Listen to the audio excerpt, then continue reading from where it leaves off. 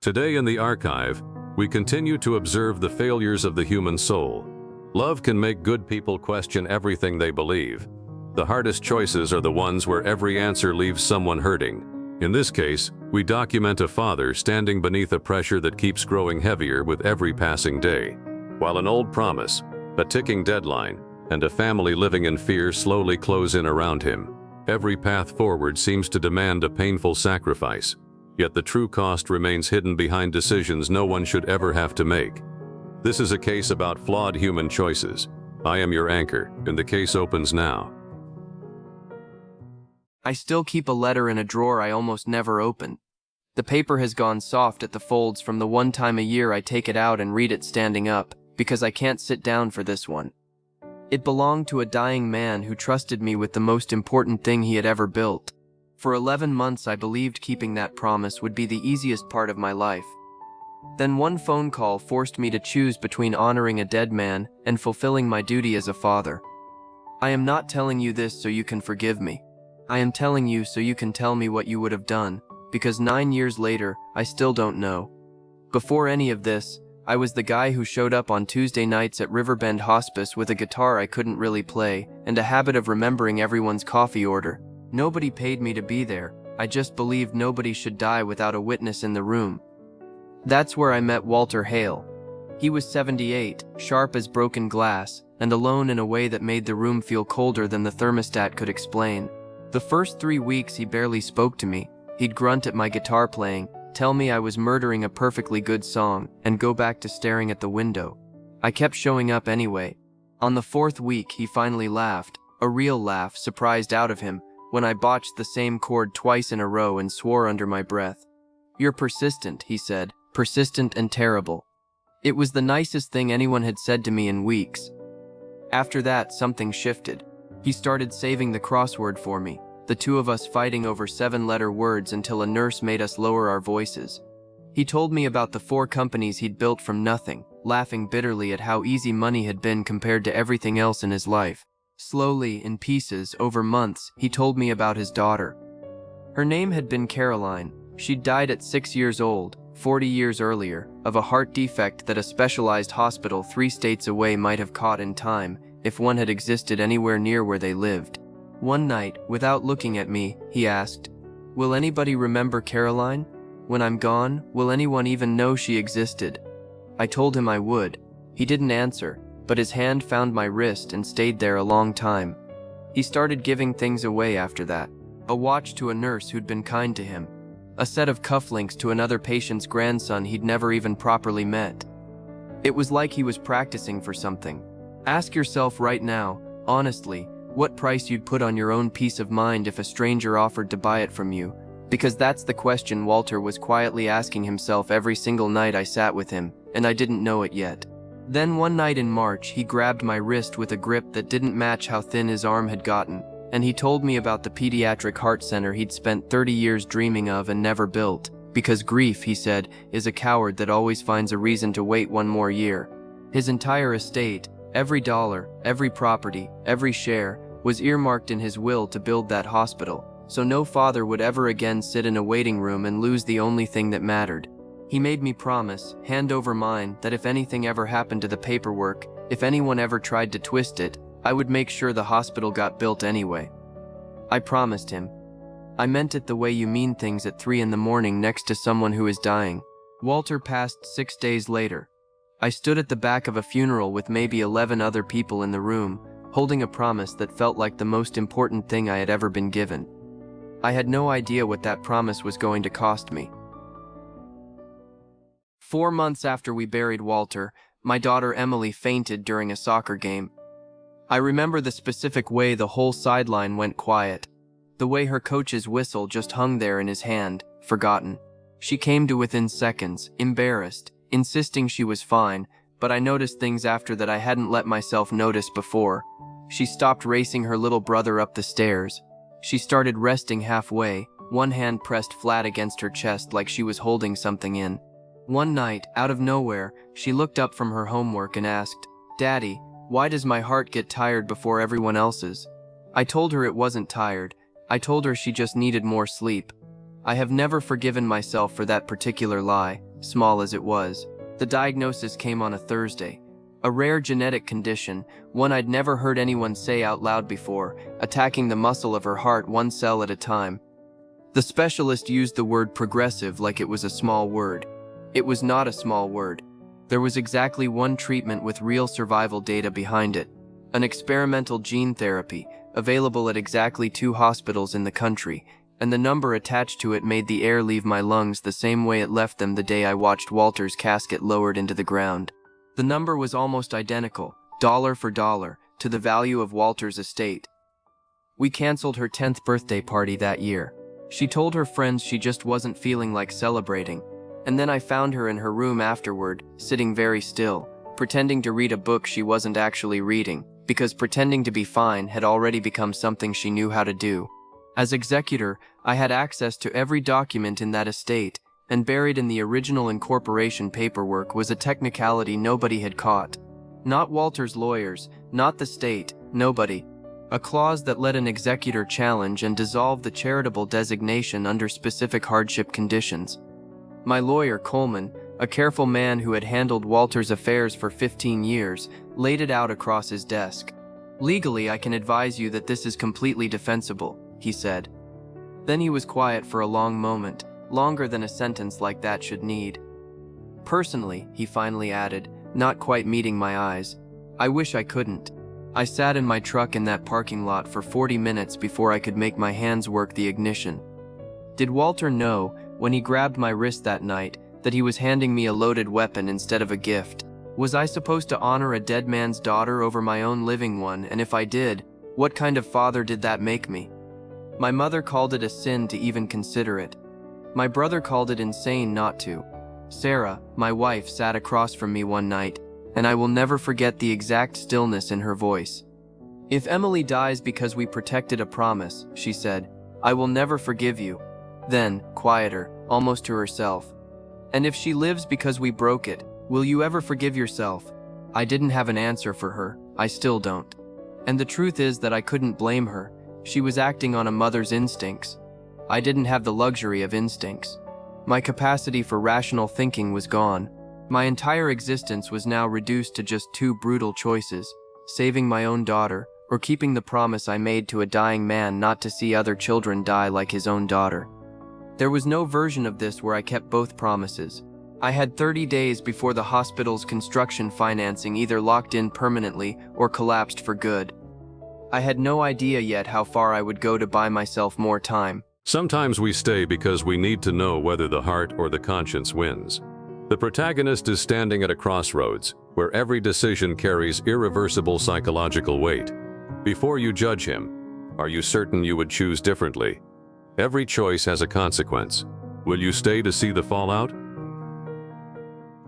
I spent the next 3 weeks trying to prove that Walter and Coleman and my own conscience were all wrong. I called 11 foundations. One director listened to the entire story, went quiet, and finally said, "I wish I could tell you something different than what I'm about to tell you," before explaining their funding cycle wouldn't open for another 9 months. I sat in a state assistant's office for 6 hours and left with a folder of forms that would take 4 months to process, and Emily didn't have 4 months. I drove 2 hours to meet with the hospital administrator running the trial, laid out a payment plan built on future fundraising, and watched her read it twice before sliding it back across the desk. "We've had families try this before," she said, not unkindly. "The therapy has a narrow window. I'm sorry. Sorry didn't buy Emily a single extra day." 30 miles east, ground had already been broken on the Pediatric Heart Center. I drove past it once, before I let myself understand what I was really looking at. There were bulldozers, a groundbreaking sign with a rendering of a bright, sunlit lobby. Children from a local elementary school had painted a mural on the plywood fence: dinosaurs, rockets, a lopsided sun. The mayor had shown up for the ceremony. There was hope standing right there in the dirt, and I made myself keep driving. That's where I met Mateo Ruiz, though I didn't know yet what he'd come to mean to me. He was 6, obsessed with dinosaurs, and he'd wandered over to the fence with his mother one afternoon while I stood there pretending to check a permit sign. He asked if I worked construction. I told him no. He told me, very seriously, that he was going to be a firefighter, and that he was on the list for the new heart place, and did I know when it would be done? I told him soon. I did not know yet that I was lying. There was also a girl named Lily, 5 years old, whose parents I met briefly at a support meeting for families awaiting specialized cardiac care. Her surgery kept sliding further out on a calendar that had no room left on it. Her mother told me, exhausted past the point of crying, that they were thinking about selling their house to move closer to a hospital that could actually see her sooner. I have never told anyone how many nights I sat in Emily's doorway just listening to her breathe, counting the seconds between each one the way you count something you're afraid is running out. I reread Walter's letter so many times the creases started to tear. Near the bottom, in handwriting that had already started to shake, he'd written, "Grief made me build an empire instead of a hospital. Don't let it make you build nothing at all." I used to think that line was a warning about wasting time. I would understand it differently much later, in a way that changed everything. Every single day I didn't decide was itself a decision now.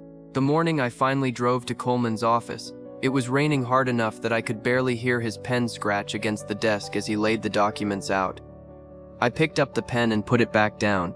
I picked it up again and walked to the window instead, watching the rain streak sideways across the glass.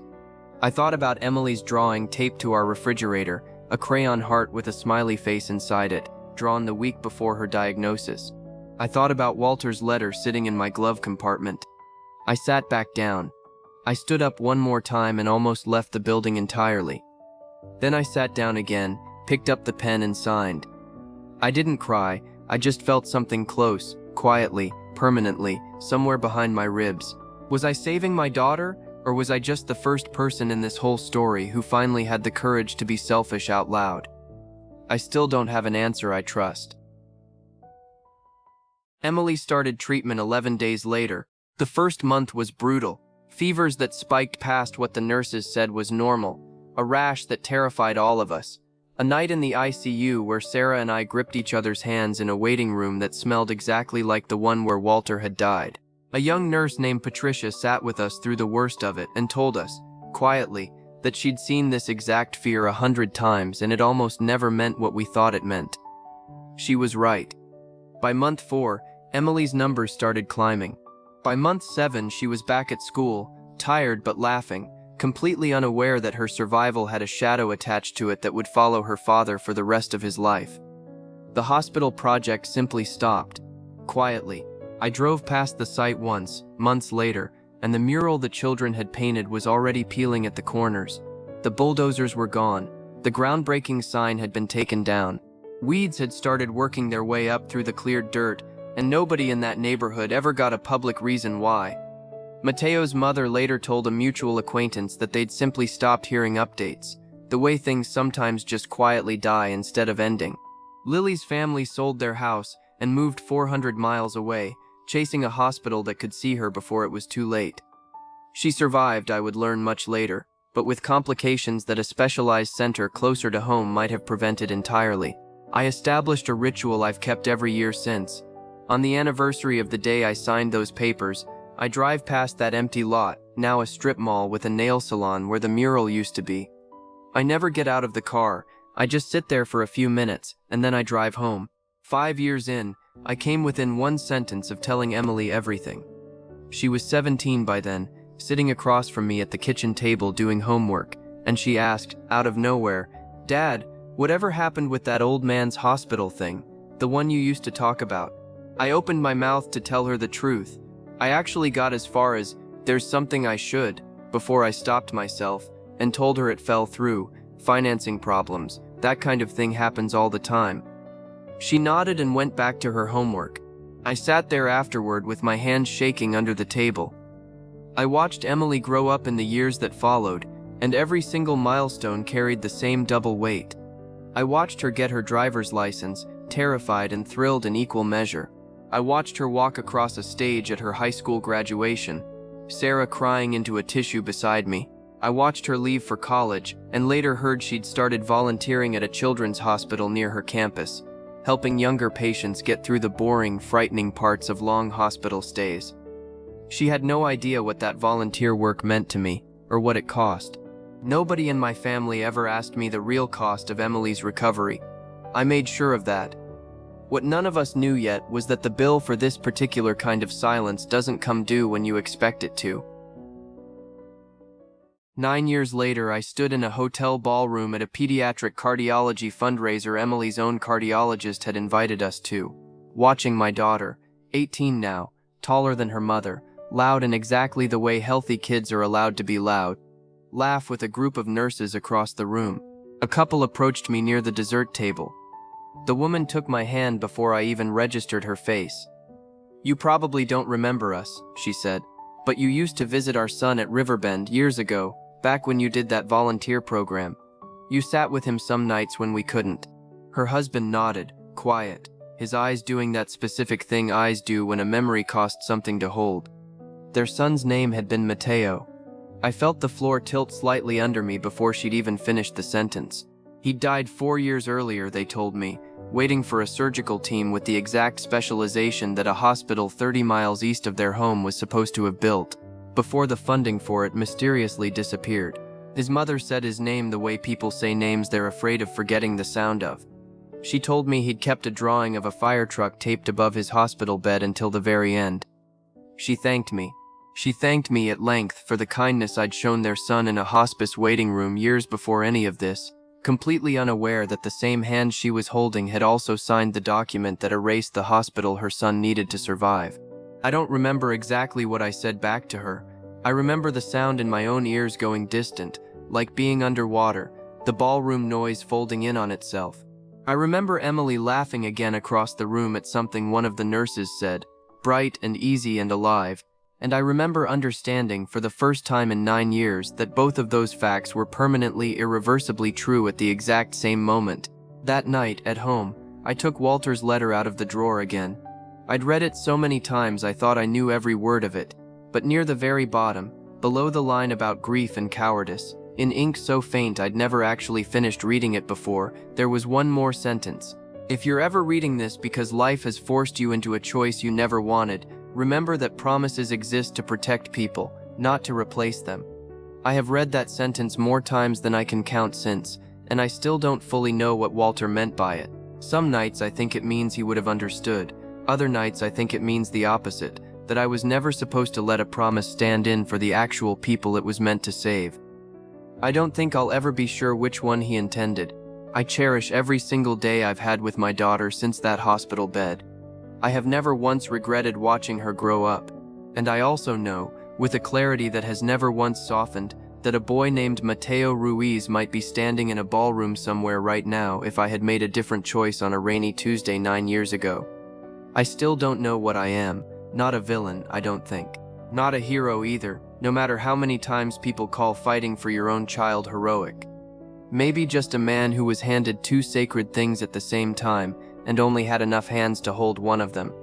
I have lived with my answer for 9 years, now I want to know yours. If you were standing where I was standing, holding a dying man's last promise in one hand and your own child's only chance in the other, which one would you have let go of, and are you completely sure you're being honest with yourself about the answer? This case documents a man who survived his decision, but never escaped its psychological weight. Always remember that the hardest choices in life are not between right and wrong, but between 2 things you cannot bear to lose, and whatever you choose will become part of the person you live with forever. This case is closed. The archive doesn't end here. We follow every drama of the human soul. You have just seen one entry. Stay here to observe the next human character. Subscribe so the archive finds you first. And if this case moved something in you, leave that as a like and share the story.